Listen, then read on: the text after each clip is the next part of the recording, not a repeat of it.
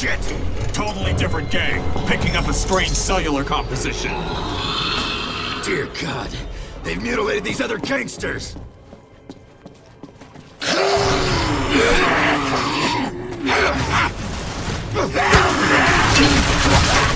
Creepy bastards like to hide. Watch out, these fuckers are fast and crafty.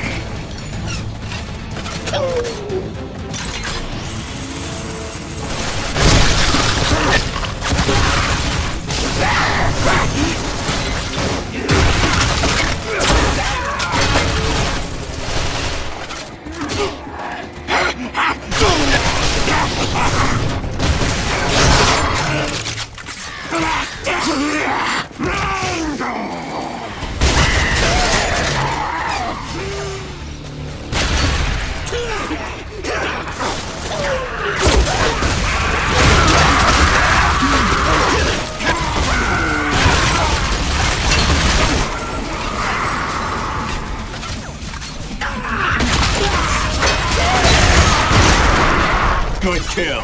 One sniper means a dozen. Keep to cover. Upper platform. Come on, give me a target.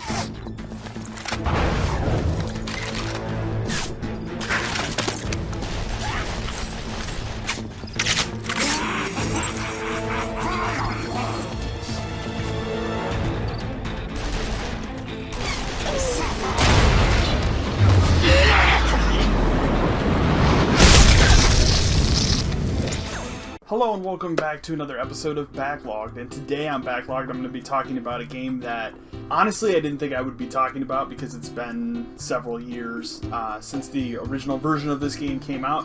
I played it back on the Xbox 360 back in the day, and for some reason earlier this year, Gearbox, I believe, are the people that own the rights to this franchise, and for whatever reason they decided to put out a remaster of it, and it wasn't something I was on my plate to play necessarily, but I kind of on a whim I decided to pick it up and try it out. Again, it's been about 6 years since I played the game, and I remember enjoying this game back in the day, but don't really have like a fond recollection of the game other than, yeah, that seemed like a lot of fun. And of course the game I'm talking about today is Bulletstorm Full Clip Edition, which I have right here. Bulletstorm is an interesting game. It kind of came out of during the Gears of War saga. A different development team named People Can Fly made this game, and then they went off and they actually made the fourth, which is a spin-off Gears of War game, Gears of War Judgment, which honestly not a very good Gears of War game. But Bulletstorm was a cool game at the time that it came out. What's interesting about Bulletstorm compared to some of the other games that came out during that time are Bulletstorm kind of has its own unique style to it. It's all about killing with skill. It isn't a serious game. It does not take itself serious, and if you are the kind of person that's tired of serious games, you know, think of things like The Last of Us, think of something like Inside or Limbo, you know, anything in the past couple of years that has been like a really heavy-handed, serious tone, this is for you. And I can't stress enough that the thing that's cool about Bulletstorm is it's just fun. It's stupid, it's dumb, kind of like on the last episode of BackLogged we were talking about Call of Duty and how Call of Duty is very much like a Michael Bay movie, essentially. You sit down, you're gonna blow up shit, and you're gonna have a good time. And Bulletstorm is like that 2 times 10 the max, essentially. It is insane.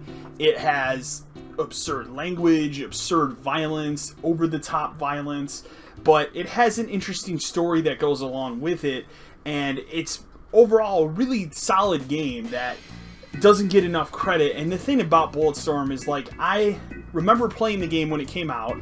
I remember picking it up. One of the big things about picking that game up at the time was it came with a beta for Gears of War 3 for the multiplayer component of it. And for me, the original Gears of War was a fantastic game, but it also has stupid humor at the same time of also being serious at times.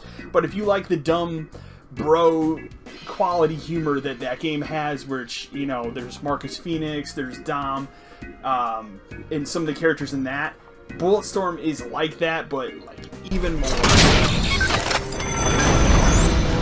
Nice view.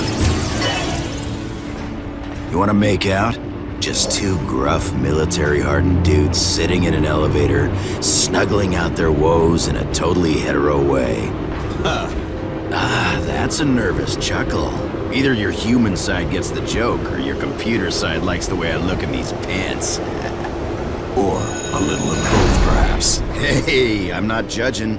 I'm just a good-looking man. Bulletstorm's actually a game I've been meaning to pick up for my Xbox 360 collection. I don't actually own a copy of it for Xbox 360, and it's not really expensive on Xbox 360. It's one of the cheaper games because a shit ton of people bought this game when it came out because it came with that Gears of War beta, and that's what people bought it for. It's kind of a similar situation to, like, let's say, the original Crackdown here.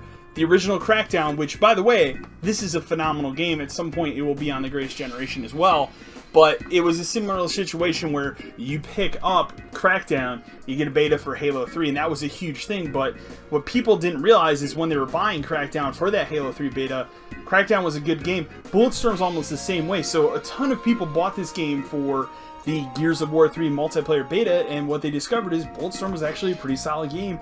And it's kind of surprising because given how well it sold and, you know, the staying power around it at the time it was released, they didn't make another sequel to it. That's why it's really surprising here in 2017 we're getting a full clip edition, which is essentially a remaster. With there was one negative thing about this remaster, and it actually was one of the reasons I picked it up, thinking that this would be a cool thing, and it's totally not. It's actually really kind of shitty, which I will show in two clips here in a minute, but it gives you the ability to play through the entire campaign as Duke Nukem, because Gearbox, who published this remaster, owns the rights to Duke Nukem. You know, they finally put out Duke Nukem Forever, which was a really shitty game that people were hyped up about, and then it came out and it turned out to not be very good.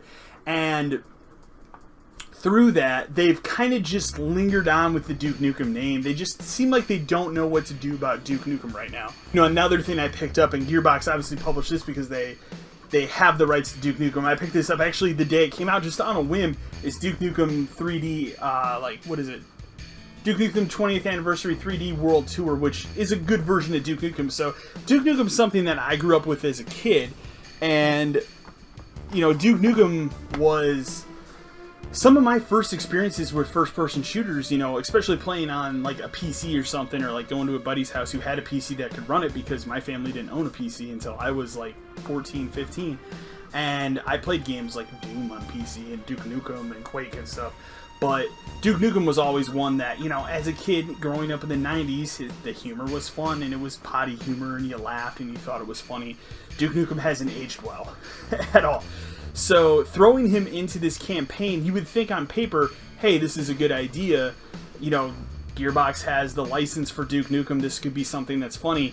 All they did was they threw Duke Nukem into the campaign, so when you play as the campaign, he's there, but the problem with it is his dialogue is not recognized by any of the characters in the game, because the only work they did was inserting him and his dialogue into the game. They did not change anything else about this game at all with Duke Nukem. So when you're playing as Duke Nukem, he might say something like, in prime example, which I'll show in the clips here, is he might say, you know, character might say, hey, you know, the main character of Bulletstorm's name is Grayson, or Gray. So your other buddy might say, hey, Gray, why don't you go do this? And Duke Nukem will just be like, my name's not Gray, it's Duke, you know, and that's pretty much what this mode is. And as I will roll clips here, so this first clip here that I'm going to show is the intro of the game playing as the main character as the game is intended, which I will roll right now. Here, have another drink, Gray. It'll help your aim. Please, please! Here, I don't here's want to my die! gun. I keep the sight a few inches left to target. Nice. Challenge yourself. The sooner you answer our questions, the better the odds we don't miss a bottle and evaporate your face. Okay, stop! Stop! Okay, please! I'll tell you whatever you want. And now I will roll the clip with Duke Nukem so you can see just how poor this is. And here you go. Here, have another drink, Gray. Who? I'm Duke Nukem. Please, please! Here, I don't here's want to my die! gun. I keep the sight a few inches left to target. Groovy. Challenge yourself. It's time to kick ass and chew bubble gum. But I don't even know where I am. Yeah, as you can see, it's pretty bad. And it's a reminder of, like, Duke Nukem hasn't aged well. We should kind of let him die. They're not going to make a new Duke Nukem game. These games, you know, Duke Nukem, it doesn't have the name that he once had. And even though I have, you know, a reverence for Duke Nukem because when I was younger, that was some of the first-person shooters I played were the first-person shooters I played were Duke Nukem. So when I looked at this thing, I'm like, I have to try this. I have to see how either good or awful it is, and it's pretty awful, and that's probably the one and only disappointing thing I will say about this remaster. The other thing I will say that's disappointing about the remaster is, at the time of its release, they put this out as a $60 product, and, you know, the problem with that is, yeah, it's $60, they did some work to it, they remastered it, that's cool. Or, if you have an Xbox 360, you can go and pick this game up for like $5 because there are so many copies of it out there. And because they did that, nobody's going to pay $60 for this. I didn't pay $60 for it. You shouldn't pay $60 for it. It's not worth that. It is a really good bargain, and what I will tell you is this is a really good bargain if you pick it up for $20, maybe $30 max. You can get it on Xbox One, you can get it on PS4, you can even get it on Steam as well. But at a $60 price point, what the hell were they thinking? Like, for real, like, why would you put this out for that? So, besides that, you know, it's a fun game. It's stupid. Your character makes a lot of jokes. His jokes are actually kind of funny. I found myself laughing as I've been playing through it again here and remembering parts about it. It has some really big, you know, set-piece moments, kind of like a Call of Duty or a Battlefield or something like that, but it's more bombastic, and that's pretty cool, and that's fun. But it's fun, it's exciting, it's dumb, it's loud, it's a fun video game, and sometimes we forget, you know, as gamers that video games are supposed to be fun. They're supposed to be about fun. When I play something like The Last of Us, you know, I can't walk away from that experience and say, wow, that was really fun, because, you know, well, it is a video game and you're meant to escape from things. Ain't nothing about Last of Us, what I would experience in that game, would I consider fun. And not to knock Last of Us. Last of Us is a masterpiece of a game, so I'm not trying to rag on it here, but this game, Bulletstorm, it's just a reminder video games are supposed to be stupid and fun, and that's what Bulletstorm is. It's very dumb, but it's fun. And that's basically the biggest point that I want to make here. So you get a variety of weapons in this game, and once you get weapons, you also get the ability to kill with skill. That's kind of the big thing about Bulletstorm. So you can do slides, you can kick people into cactuses and spikes and shrapnel and stuff like that. You have what's called a leash, which you kind of shoot out and it whips people around. It'll whip them towards you. You can also throw down what's called a thumper, which will hit the ground and rise up a bunch of enemies in the air, and then you can shoot them out of the sky, kind of like, you know, skeet shooting or something like that. It's just ridiculous, but it's fun. It's very over the top. Besides having an excellent, fun, stupid single-player campaign that's like maybe 8 to 10 hours long, the game also has a pretty good cooperative mode that's called like the Echo mode. That's cool. It's just kind of snippets of different sections, and it's basically designed to get the highest skill ranking and all that kind of stuff. And then also after that, there is a multiplayer portion of this game, but I never found the multiplayer on the 360 version particularly interesting. But and I did not try it before, you know, this video that I'm recording right now, so I don't know if the multiplayer stacks up. It probably doesn't.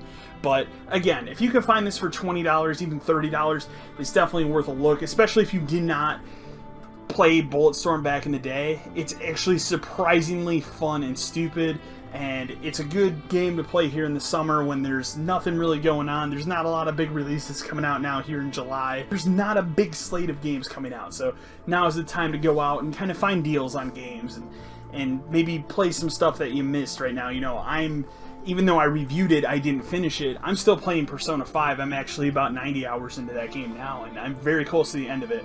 But I've been taking short breaks from it to play other games and maybe do videos like this one, and Bulletstorm was one that came up that I wanted to play, and I picked it up, and I've had a blast with what I've played of it right now. So I would give it 2 thumbs up. You should play it. I think it's a really cool game. It's fun, it's stupid. You'll have a good time with it though. So anyways, guys, until next time.